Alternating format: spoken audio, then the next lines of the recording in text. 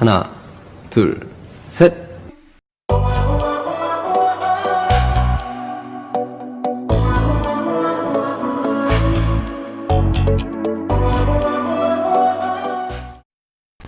Assalamualaikum warahmatullahi wabarakatuh. Kami dari kelompok 1 mata kuliah perpajakan akan membahas materi tentang perpajakan di Indonesia dan di Amerika. Berikut adalah anggota kelompok 1. Yang pertama ada Almira Nur Amanda, yang kedua ada Anissa Nabilah Putri, yang ketiga ada Dian Indriawati, dan keempat dengan saya sendiri Dian Rahmawati, yang kelima ada Intan Ayu Winardo, dan yang keenam ada Kristina Putri. Di sini saya akan membacakan latar belakang materi kelompok kami. Latar belakang. Pajak adalah salah satu pendapatan negara yang berasal dari rakyat dan bersifat wajib. Pajak digunakan untuk kepentingan umum. Umum yang dimaksud adalah untuk membiayai belanja pemerintah pusat maupun daerah yang bertujuan untuk mensejahterakan rakyat. Dalam makalah ini kami mengambil materi perpajakan di Indonesia dan di Amerika. Di Indonesia sendiri, gaji menjadi salah satu objek potongan pajak, sedangkan di Amerika, pembelian barang di luar makanan menjadi salah satu objek pendapatan pajak. Ada beberapa hal yang membedakan antara pajak di Indonesia dan di Amerika. Salah satunya adalah tax return dan tax credit. Di Amerika, setiap orang berhak mendapatkan itu, namun di Indonesia belum ada hal seperti ini. Pajak mempunyai unsur, fungsi, berbagai macam jenis pajak, prinsip pemungutan, dan sistem pajak yang berbeda. Setiap negara pasti berbeda. Pajak memang wajib, tetapi terkadang selalu ada hambatan dalam pemungutannya, entah karena keadaan ekonomi, cara perhitungan yang membelit-belit, atau sengaja ada orang yang menghindar untuk membayar pajak. Selain itu, tarif pajak juga berbeda-beda setiap negara. Saya, Almira Nur Amanda, akan menjelaskan materi selanjutnya tentang perpajakan di Indonesia dan di Amerika. Pajak di mana-mana selalu menjadi topik pembicaraan yang menarik, termasuk di Indonesia dan di Amerika. Pajak ditarik dari berbagai aspek, contohnya dari honor, gaji, pembelian barang, hadiah, kepemilikan properti, dan lain sebagainya. Besarannya beragam, tergantung pada kebijakan pemerintah masing-masing. Di Indonesia, gaji menjadi objek potongan pajak. Contohnya, gaji penduduk Indonesia per bulan dipotong pajak sekecil apapun besarannya. Masyarakat pun belum pernah mengisi berkas pajak untuk mendapatkan pengembalian pajak, atau mungkin bentuknya lain, bukan dalam bentuk uang, melainkan dalam bentuk program, semisal raskin, dana bos untuk sekolah, dan lain sebagainya. Di Amerika sendiri, pembelian barang di luar kota itu berbeda pajaknya di tiap kota. Contohnya di kota Iowa City pajaknya 6%, dan di kota Coralville pajaknya hanya 5%. Kemudian gaji dikenai 2 jenis pajak, pajak federal, pemerintahan pusat, dan pajak state, negara bagian. Contohnya, seorang pekerja gajinya sekitar $1.600 per bulan. Tapi karena ada potongan pajak dan asuransi kesehatan, gaji bersih yang dia terima sekitar $1.200 sampai $1.300. Dan setiap orang berhak mendapatkan tax return dan tax credit selama persyaratannya terpenuhi. Juga orang asing mendapatkan perlakuan yang sama ihwalnya pengembalian pajak, pastinya ada perlakuan yang beda antara non-residen dengan residen. Atau warga negara Amerika sendiri yang besaran tax return-nya lebih besar dari warga asing. Assalamualaikum warahmatullahi wabarakatuh. Nama saya Kristina Putri dengan NIM 111900084. Saya akan menjelaskan tentang overview. Apa sih yang dimaksud dengan overview? Overview adalah tinjauan luas atau gambaran ikhtisar. Jadi, overview pajak adalah dalam perpajakan dapat dilihat dengan memperlihatkan gambaran ikhtisar data-data yang terdapat dalam rancangan anggaran pendapatan dan belanja negara atau yang bisa disebut dengan RAPBN.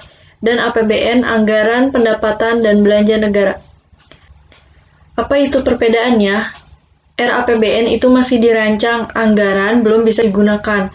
Kalau misalkan APBN itu sudah disahkan oleh DPR dan sudah bisa menjadi rencana dan dapat bisa digunakan. Yang pertama, ini ada gambar postur APBN sebagai instrumen untuk mencapai cita-cita bangsa.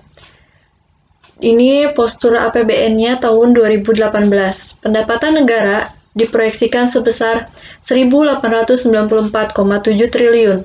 Jumlah ini berasal dari penerimaan perpajakan sebesar 1.618,1 triliun. Penerimaan negara bukan pajak sebesar 275,4 triliun dan hibah sebesar 1,2 triliun. Negara Indonesia menjadi negara keempat dengan jumlah penduduk 1.384.095.000 terbesar di dunia. Nah, ini mekanisme pengelolaan APBN dari rakyat, oleh rakyat, untuk rakyat. Selanjutnya, realisasi penerimaan pajak tahun 2013 sampai 2017.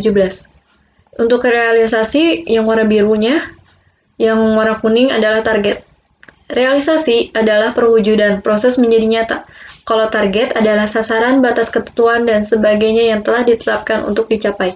Menteri Keuangan Sri Mulyani menyebutkan realisasi penerimaan perpajakan sepanjang 2017 mencapai 1.339,8 triliun atau 91% dari target dalam APBN 2017, yaitu 1.472,7 triliun.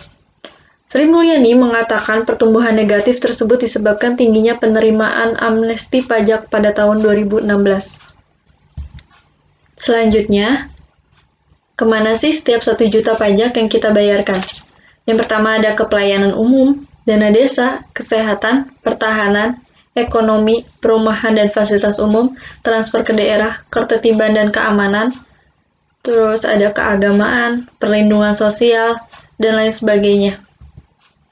Pajak yang kita bayar menjadi penopang percepatan pembangunan menuju Indonesia Maju, yaitu programnya ada Kartu Indonesia Pintar atau KIP, Kartu Indonesia Sehat atau KIS, dana desa, pembangunan bandara, proyek waduk, proyek light rail transit atau LRT di Jakarta dan Palembang, proyek pelabuhan, dan pembangunan jalan tol.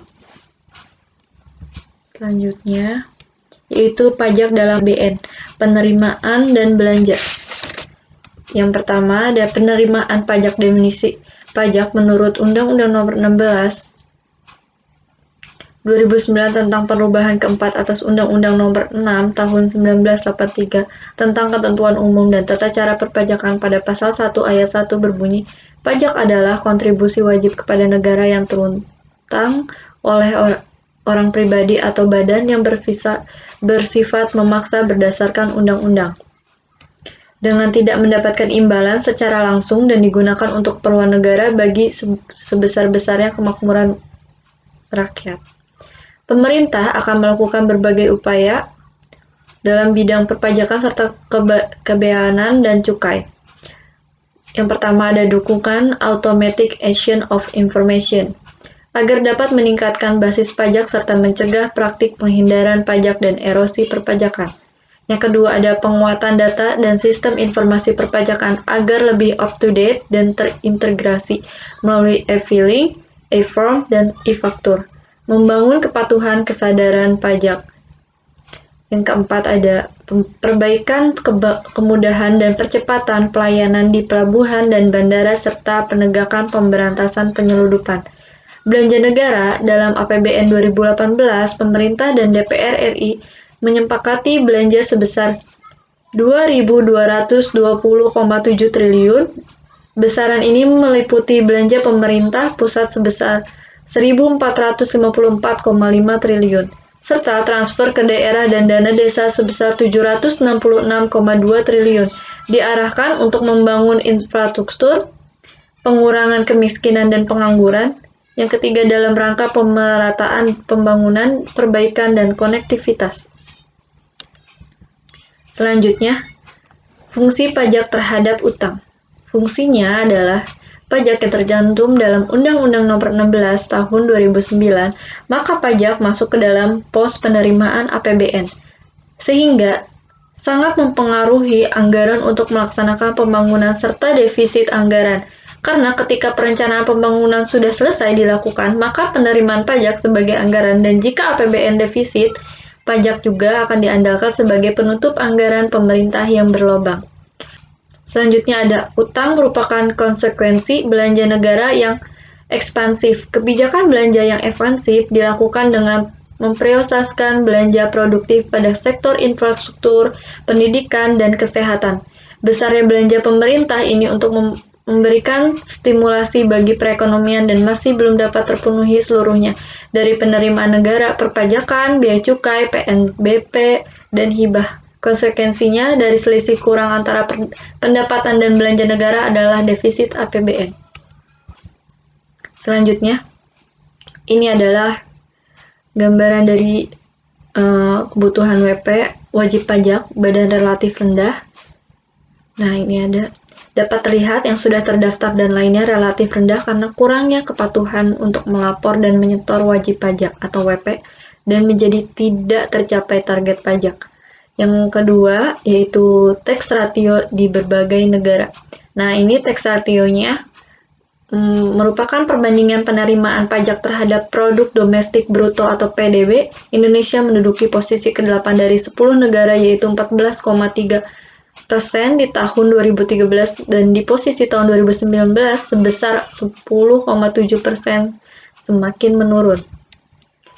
Yang selanjutnya, dari sini dapat dilihat menurut Badan Pusat Statistik atau BPS, mencatat perekonomian Indonesia tahun 2017 yang diukur berdasarkan produk domestik bruto atau PDB atas dasar harga berlaku mencapai 13.588,8 triliun dan PDB per kapita mencapai 51,89 juta atau 3.876,8 US dollar. Ekonomi Indonesia di tahun 2017 tumbuh 5,7%, lebih tinggi dibanding pencapaian tahun 2016 sebesar 5,3%. Dari sisi produksi, pertumbuhan tertinggi dicapai oleh lapangan usaha informasi dan komunikasi sebesar 9,81%. Dari sisi pengeluaran, pertumbuhan tertinggi dicapai oleh komponen ekspor barang dan jasa sebesar 9,9%. Nah, ini selanjutnya free rider. Free rider menikmati tanpa berkontribusi. Menurut data, kita belum sadar akan pajak, tapi kita sebenarnya sudah menikmati fasilitas umum yang dibuat dari pajak. Selanjutnya, Self-Assessment System di Indonesia, wajib pajak atau WP, diharapkan untuk pendaftaran, penghitungan, pembayaran, penyampaian SPT, pembetulan SPT, keberatan, dan banding. Undang-Undang Perpajakan KUP adalah ketentuan umum dan tata cara perpajakan. PPH, pajak penghasilan. PPN adalah pajak penghasilan nilai. PPNBM adalah pajak penjualan atas barang mewah. Contohnya kayak barang-barang branded gitu. Bea Materai PPSP. DJP, apa sih itu DJP? Direktorat Jenderal Pajak.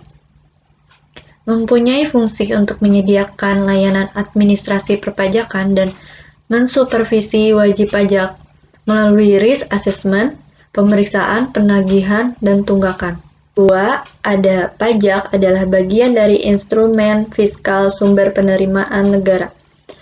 Sistem pemungutan pajak, official assessment, human research yang banyak, cost of collection yang tinggi dan waktu yang lama. Tahun 2003.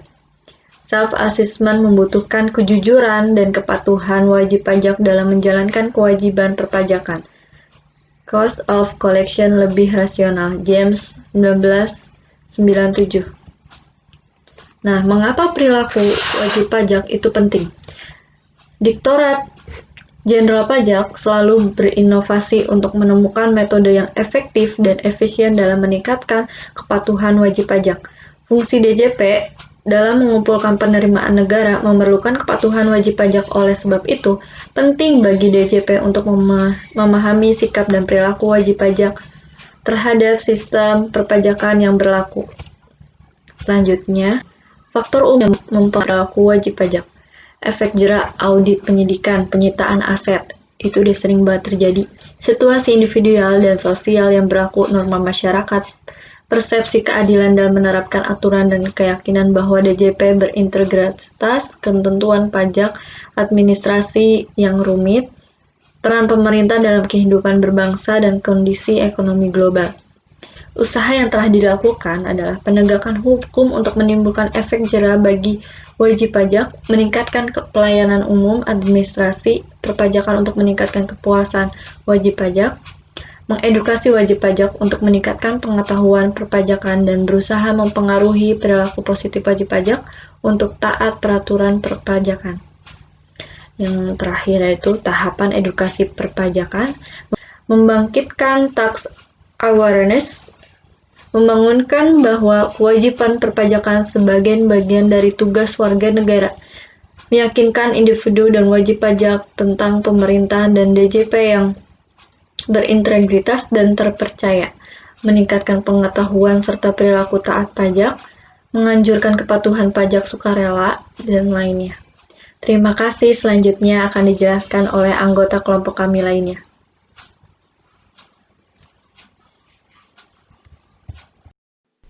Assalamualaikum warahmatullahi wabarakatuh. Nama saya Nisa Nabila Putri. Di sini saya akan menjelaskan definisi pajak. Definisi pajak menurut Rohmat Sumitro adalah iuran rakyat kepada kas negara berdasarkan undang-undang yang dapat dipaksakan dengan tiada mendapat jasa timbal atau kontraprestasi yang langsung dapat ditunjukkan dan yang digunakan untuk membayar pengeluaran umum. Pajak menurut Undang-Undang Nomor 16 Tahun 2009 adalah kontribusi wajib kepada negara yang terutang oleh orang pribadi atau badan yang bersifat memaksa berdasarkan undang-undang, dengan tidak mendapat timbal balik secara langsung dan digunakan untuk keperluan negara bagi sebesar-besarnya kemakmuran rakyat. Dalam pengertian pajak tersebut ada beberapa komponen yang wajib kita ketahui, yaitu pajak adalah kontribusi wajib warga negara. Pajak bersifat memaksa untuk setiap warga negara. Di sini memaksa dalam artian selain tindakan yang melalaikan pembayaran pajak akan dikenakan sanksi baik berupa denda maupun pidana. Dengan membayar pajak, Anda tidak akan mendapat imbalan secara langsung. Mungkin yang dapat kita rasakan, kita menerima imbalan itu secara tidak langsung, seperti kita menikmati fasilitas-fasilitas yang ada, seperti transportasi, gedung-gedung, atau bahkan jalan atau jalan tol gitu. Pajak berdasarkan undang-undang. Oleh karena itu, selain jasa timbal balik bersifat tidak langsung, pemungutan pajak dilakukan berdasarkan norma-norma hukum dan bersifat memaksa, sehingga penolakan untuk membayar pajak atau menghindarinya pada umumnya termasuk pelanggaran hukum. Jadi, setiap rakyat atau warga negara wajib membayar pajak sesuai dengan aturan yang berlaku. Berikut unsur-unsur pajak. Yang pertama ada iuran atau pungutan, yang kedua ada pajak dipungut berdasarkan undang-undang, yang ketiga ada pajak dapat dipaksakan, yang keempat ada tidak menerima atau memperoleh kontraprestasi, yang terakhir yaitu untuk membiayai pengeluaran umum pemerintah. Cara pemungutan pajak. Pajak di Indonesia sudah ada sejak zaman kerajaan, namun dengan sistem pemungutan yang berbeda, dikutip dari situs resmi pajak. Pada zaman kerajaan hingga penjajahan, pemungutan bersifat memaksa. Memasuki era kolonial Hindia Belanda, pajak mulai dikenakan di Indonesia, walau terjadi pro dan kontra terhadap pemungutan pajak. Tetapi pemungutan pajak sebagai sumber dana tetap berlanjut seperti contoh-contoh berikut. Yang pertama ada tributum sebagai pajak langsung atau pajak atas kepala, dipungut pada saat perang terhadap penduduk Roma sekitar tahun 167 Masehi. Yang kedua ada sesudah abad kedua Roma mengandalkan pajak vectigalia seperti protoria, yaitu pungutan atas penggunaan pelabuhan sejarah pemungutan. Yang Terakhir, ada salah satu bukti tertulis adanya pajak pada zaman Majapahit adalah ditemukannya prasasti yang dikeluarkan Raja pertama Majapahit, Kertarajasa Jayawardana tahun 1301 Masehi. Prasasti tersebut berisi pembebasan pajak sebuah desa yang bernama Adan-Adan. Desa tersebut ditetapkan sebagai desa pendidikan yang bebas pajak yang diberikan kepada Rajarsi, yaitu pejabat yang telah berjasa kepada raja. Sekian dari saya, terima kasih.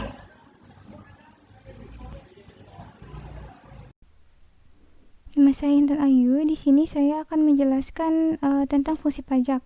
Fungsi pajak berarti kegunaan pokok. Dan manfaat pokok dari pajak itu sendiri yaitu berfungsi sebagai sumber pendapatan negara untuk membiayai pengeluaran keuangan negara, untuk menjalankan tugas-tugas rutin negara, dan melaksanakan pembangunan negara yang membutuhkan biaya. Nah, biaya ini dapat diperoleh dari penerimaan pajak.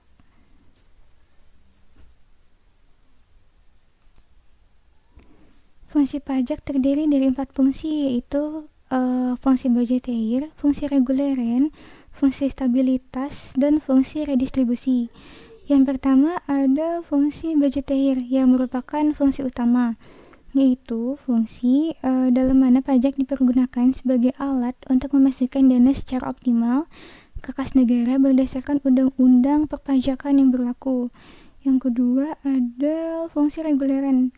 Fungsi reguler ini merupakan fungsi tambahan, yaitu pajak yang digunakan oleh pemerintah sebagai alat untuk mencapai tujuan tertentu. Yang ketiga ada fungsi stabilitas. Fungsi stabilitas ini yaitu merupakan pajak yang digunakan oleh pemerintah sebagai alat untuk menjaga stabilitas, seperti stabilitas nilai tukar rupiah, stabilitas moneter, bahkan bisa juga stabilitas keamanan. Lalu yang keempat ada fungsi redistribusi. Fungsi redistribusi ini merupakan pajak yang punya fungsi pemerataan atau redistribusi, yang artinya dapat digunakan untuk menyeimbangkan dan menyesuaikan antara pembagian pendapatan dengan kesejahteraan masyarakat. Di materi selanjutnya yaitu ada jenis-jenis pajak. Yang pertama ada pajak penghasilan atau PPh. PPh ini merupakan pajak yang dikenakan terhadap subjek pajak atau penghasilan yang diterima atau diperoleh dalam 1 tahun pajak.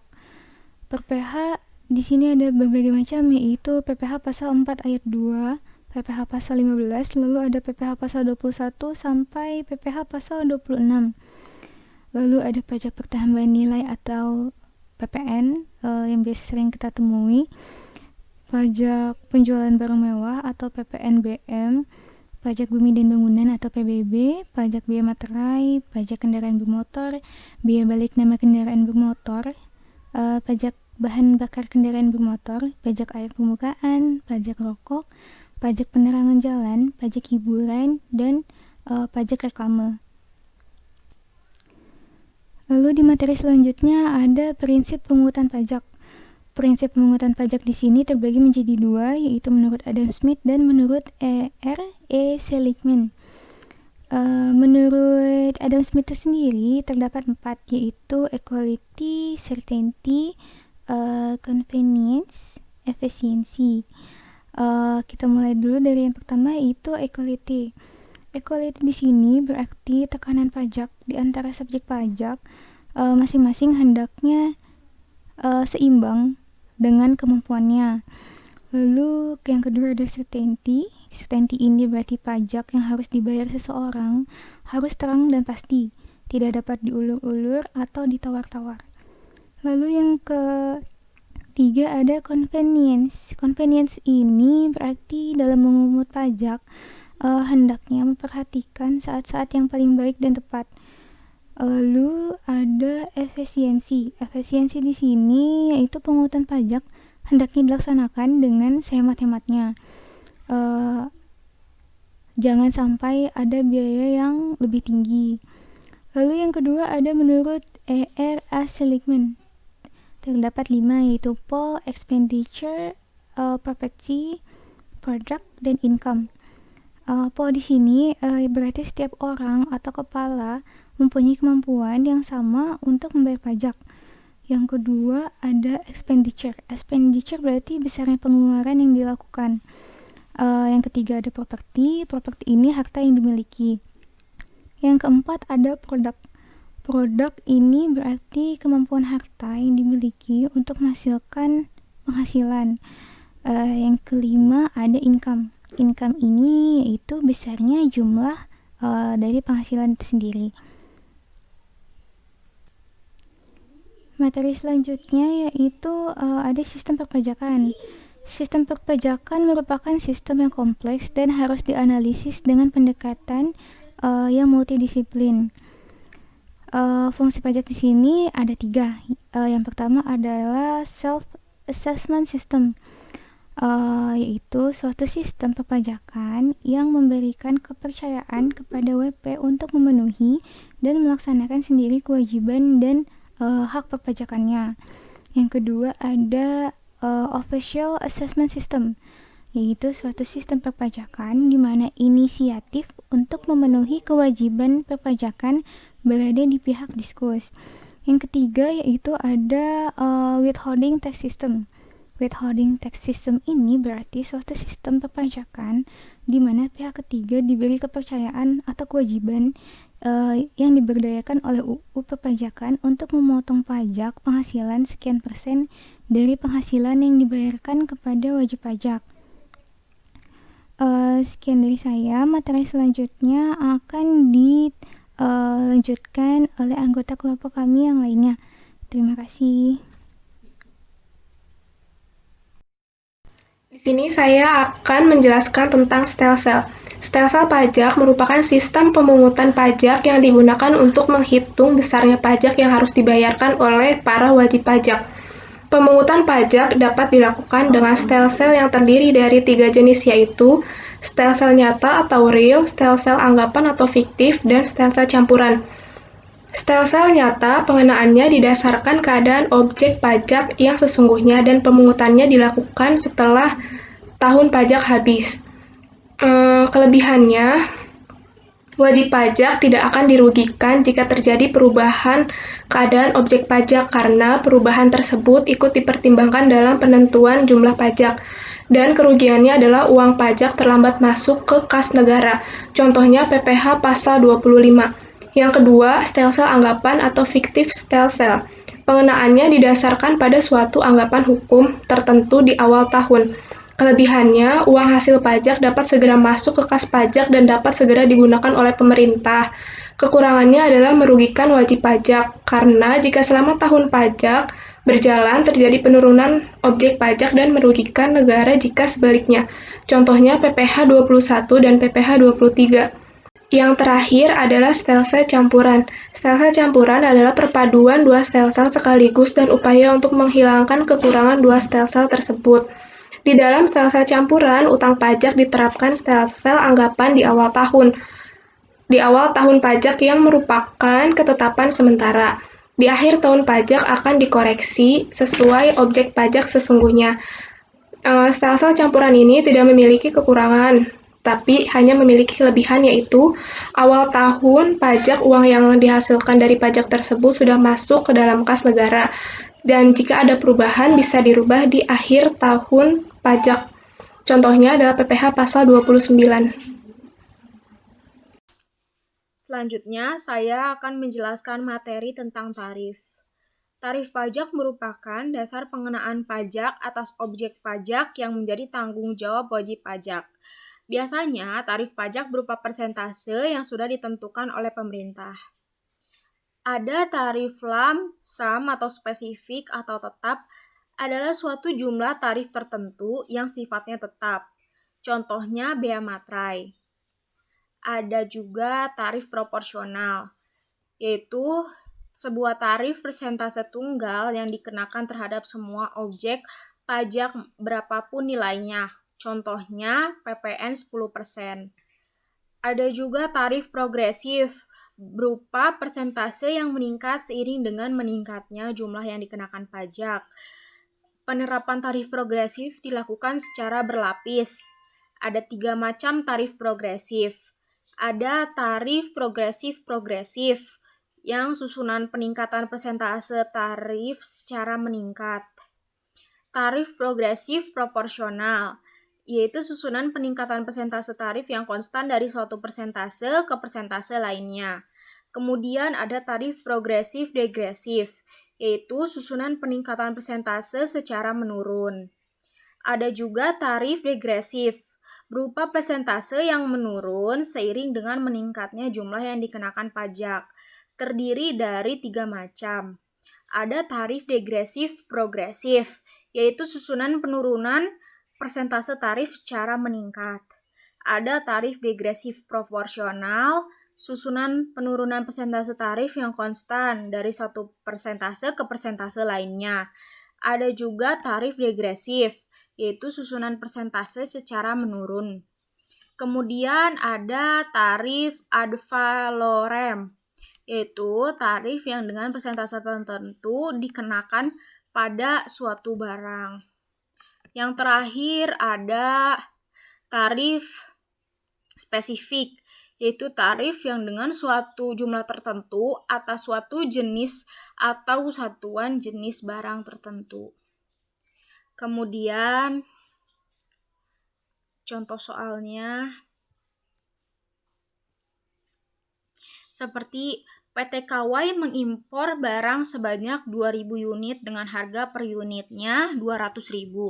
Jika tarif bea masuk atas impor barang tersebut 20%, maka besaran bea masuk yang harus dibayar adalah nilai barang impor. Banyak barang impor 2.000 unit dikali harga per unitnya 200.000, jadi 400 juta. Kemudian tarif bea masuknya 20%, maka bea masuk yang harus dibayar 20% dikali 400 juta. Jadi yang harus dibayar besarannya adalah 80 juta.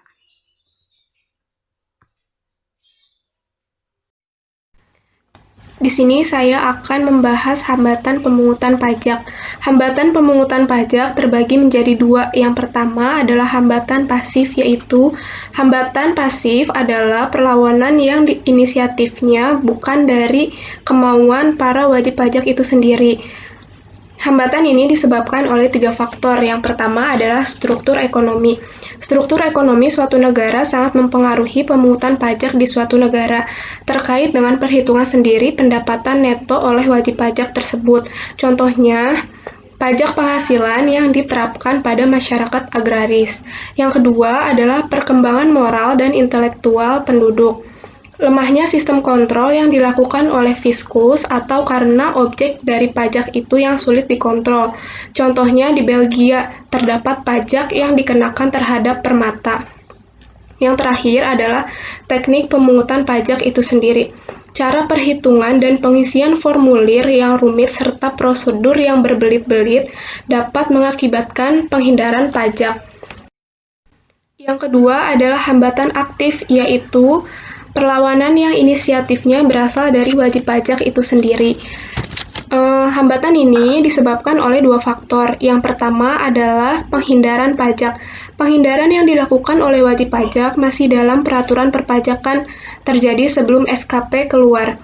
Penghindaran dilakukan dengan 3 cara. Yang pertama adalah menahan diri. Contohnya, jika tidak mau terkena cukai tembakau, maka wajib pajak tidak merokok. Dan yang kedua, pindah lokasi ke daerah yang tarif pajaknya lebih rendah. Yang ketiga, penghindaran secara yuridis, memanfaatkan celah dan ketidakjelasan yang terdapat di dalam undang-undang. Yang kedua adalah pengelakan pajak, dilakukan dengan cara-cara yang melanggar undang-undang tersebut. Kembali lagi dengan saya, Nisa Nabilah Putri. Di sini saya akan mereview materi dalam bentuk pertanyaan-pertanyaan. Yang pertama, jelaskan apa perbedaan perpajakan di Indonesia dan perpajakan di Amerika. Di sini ada perpajakan Amerika, yaitu perbedaannya ada 2. Di Amerika besaran pajak pembelian barang di luar makanan berbeda tiap kota. Setiap orang berhak mendapatkan tax return dan tax credit selama persyaratan terpenuhi. Baik keluarganya bahkan orang asing dapat merasakan hal ini. Perpajakan di Indonesia perbedaannya ada dua juga, yaitu di Indonesia, pajak di setiap kota sama, sekecil apapun besarannya pasti dikenakan pajak. Sejauh ini belum pernah mengisi berkas pajak untuk mendapatkan pengembalian pajak, namun mungkin bukan dalam bentuk uang, melainkan dalam bentuk program semisal Raskin atau Beras Miskin, Dana Bos untuk sekolah, perbaikan sarana prasarana umum semisal jalan, jembatan, gedung pabrik, dan semacamnya. Pertanyaan kedua, bagaimana overview perpajakan Indonesia saat ini? Di Indonesia saat ini menggunakan sistem APBN atau Anggaran Pendapatan dan Belanja Negara. APBN ini sudah disetujui oleh DPR dan sudah menjadi rencana yang konkret. Mekanisme APBN di Indonesia yakni dari rakyat, oleh rakyat, dan untuk rakyat. APBN dalam pajak terbagi dua, yaitu penerimaan dan belanja. Di mana 5 tahun terakhir ini Indonesia mengalami defisit, yakni statistik anggaran belanja lebih banyak daripada penerimaan. Ditambah di tahun 2020 ini sedang mengalami pandemi COVID-19 sehingga defisit negara bertambah. Indonesia selalu memiliki solusi dengan cara berhutang kepada negara lain demi kesejahteraan rakyatnya, dikarenakan sebagian orang belum sadar akan wajibnya membayar pajak. Jika hutang negara ingin berkurang dan APBN mengalami surplus, maka kita harus sadar akan wajib membayar pajak tepat waktu. Di sisi lain, peran para koruptor juga harus ditindak tegasi oleh pihak yang berwenang. APBN Indonesia mengalami surplus, negara Indonesia akan maju. Pertanyaan ketiga, sebutkan unsur-unsur dan jenis-jenis pajak. Di sini unsur ada 4 poin. Yang pertama, iuran dan pungutan. Yang kedua, pajak dipungut berdasarkan undang-undang. Yang ketiga, pajak dapat dipaksakan. Dan yang keempat, tidak menerima atau memperoleh kontraprestasi untuk membiayai pengeluaran umum pemerintah. Jenis-jenis pajak. Wow, ada banyak ya ini. Yang pertama ada pajak penghasilan atau PPH. PPH pasal 4 ayat 2, PPH pasal 15, PPH pasal 21, PPH pasal 22, PPH pasal 23, PPH pasal 24, PPH pasal 25, PPH pasal 26, pajak pertama nilai atau PPN, pajak penjualan barang mewah atau PPNBM, pajak bumi dan bangunan atau PBB, pajak bea materai, pajak kendaraan bermotor, bea balik nama kendaraan bermotor, pajak bahan bakar kendaraan bermotor, pajak air permukaan, pajak rokok, pajak penerangan jalan, pajak hiburan, dan pajak reklame. Pertanyaan yang keempat, apa bukti bahwa pajak diterapkan pada zaman dahulu? Yaitu jawabannya salah satu bukti tertulis adanya pajak pada zaman Majapahit adalah ditemukannya prasasti yang dikeluarkan Raja pertama Majapahit, Kertarajasa Jayawardana tahun 1301 Masehi. Prasasti tersebut berisi pembebasan pajak sebuah desa yang bernama Adan-Adan. Desa tersebut ditetapkan sebagai desa pendidikan yang bebas pajak yang diberikan kepada Rajarsi, yaitu pejabat yang telah berjasa kepada raja. Pertanyaan kelima, apa yang dimaksud tarif dan berikan contohnya? Yaitu tarif pajak merupakan dasar pengenaan pajak atas objek pajak yang menjadi tanggung jawab wajib pajak. Biasanya tarif pajak berupa persentase yang sudah ditentukan oleh pemerintah. Contohnya, ini ada materai dan tarif PPN 10%. Sekian dari saya, terima kasih. Saya Dian Indrawati dengan NIM 111900530 akan membahas soal. Yang pertama ada PPh pasal 21. PPh pasal 21 yaitu pajak atas penghasilan berupa gaji, upah, honorarium, tunjangan, dan pembayaran lainnya dengan nama dan dalam bentuk apapun sehubungan dengan pekerjaan atau jabatan, jasa, dan kegiatan lainnya yang dilakukan oleh orang pribadi. Soal yang pertama, Dimas Wijaya adalah seorang karyawan yang sudah memiliki NPWP dan bekerja di PT Agung Jaya pada bulan Januari 2019 dengan status sudah menikah dan mempunyai 1 anak. Gaji pokok Dimas sebesar 8 juta per bulan dengan tambahan tunjangan transportasi 300.000 dan iuran jaminan hari tua sebesar 1%. Maka penghitungan PPh pasal 21 adalah yang pertama, untuk penghasilannya gaji pokok 18 juta, tunjangan transport 300.000. 8.300.000 adalah penghasilan bruto per bulannya. Untuk pengurangannya, biaya jabatan 5%. Dalam PPh pasal 21, pengurangan penghasilan bruto meliputi biaya jabatan 5% dari penghasilan bruto maksimal 6 juta per tahun atau 500.000 per bulan untuk pegawai tetap. Tadi kan penghasilan bruto per bulannya 8.300.000, jadi 5% terusnya. Kedua, iuran pensiun, THT atau JHT yang dibayarkan sendiri untuk pegawai tetap. Tadi dia 1%. Biaya pensiun 5% dari penghasilan bruto maksimal 2.400.000 per tahun atau 200.000 per bulan. Yang ini khusus untuk penerima pensiun. Jadi pengurangannya biaya jabatan 5% dikali 8.300.000 hasilnya 415.000. Iuran jaminan hari tuanya 1% dikali 8.300.000 hasilnya 83.000. Dijumlahkan hasilnya 498.000. Lalu dikurangkan dengan penghasilan bruto. Hasilnya 7.802.000 yang itu adalah penghasilan neto per bulannya. Penghasilan neto per tahun 12 dikali 7.802.000. Hasilnya 93.624.000. PTKP setahun. Untuk PTKP pasal 21, PPh pasal 21, untuk wajib pajak sendiri 54 juta. Untuk wajib pajak status kawin 4.500.000. Tadi kan dia statusnya kawin. Nah, tambahan untuk istri yang penghasilannya digabung dengan suami, ini tidak ya. Tambahan untuk setiap anggota keluarga saudara semenda dalam garis keturunan lurus serta anak angkat yang menjadi tanggungan sepenuhnya maksimal 3 orang. 4.500.000. Tadi punya anak 1 berarti 4.500.000. Jadi PTKP setahunnya wajib pajak sendiri 54 juta. Wajib pajak status menikah 4.500.000. Tunjangan 1 anak 4.500.000. Hasilnya 63 juta.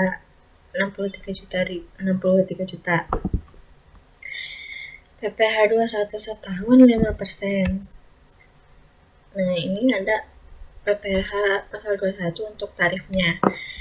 Yang pertama, wajib pajak dengan penghasilan tahunan 50 juta adalah 5%. Tadi kan penghasilan tahunnya 30 juta, jadi dia termasuk dia akan 5%. Ini yang kedua, wajib pajak dengan penghasilan tahunan di atas 50 juta sampai 250 juta adalah 15%.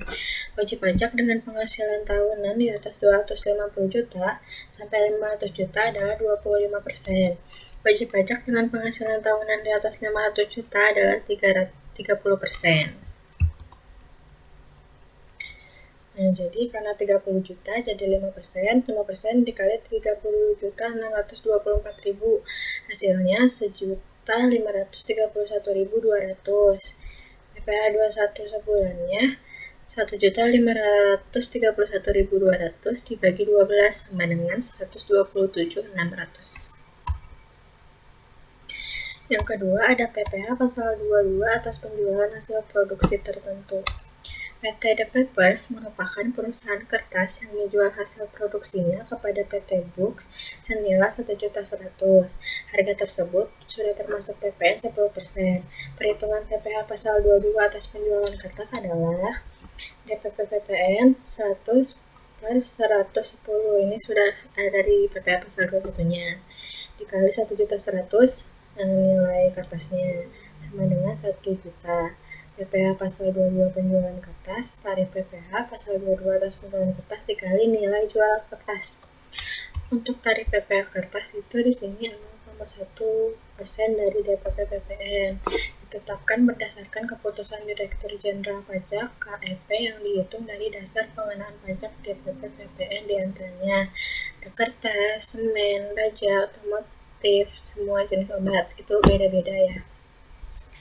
DPP adalah harga jual, nilai ekspor atau impor, penggantian atau nilai yang dipakai sebagai dasar perhitungan besaran pajak yang terhutang. Kertas, karena untuk kertas 0,1 dikali DPP PPN-nya 1 juta, jadi hasilnya 100.000. Yang ketiga ada PPh pasal 23 atas dividen. PT Anjaya pada tanggal 15 Juli 2020 mengumumkan akan membagikan dividen melalui rapat umum pemegang saham dan melakukan pembayaran dividen tunai kepada PT Wijaya sebesar 50 juta rupiah. Perhitungan PPh pasal 23 atas dividen adalah rumusnya 15% ini dari dari jumlah bruto atas dividen kecuali pembagian dividen kepada orang pribadi dikenakan pinang, bunga, dan royalti, hadiah dan penghargaan selain yang telah dipotong PPh pasal 21. Jadi PPh pasal 23 atas dividen 15% dikali 50 juta sama dengan 7.500.000. Sekian, terima kasih.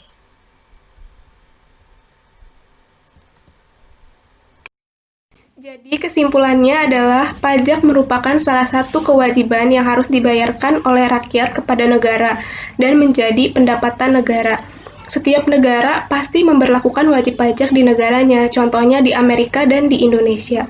Peraturan pembayaran pajak, sistem pajak, dan tarif pajak di setiap negara itu pasti berbeda-beda.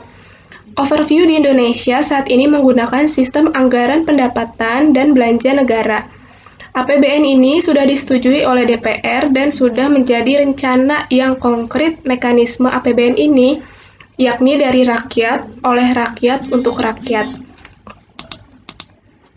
Sekian dari kelompok kami. Apabila ada kesalahan atau kekurangan mohon dimaafkan.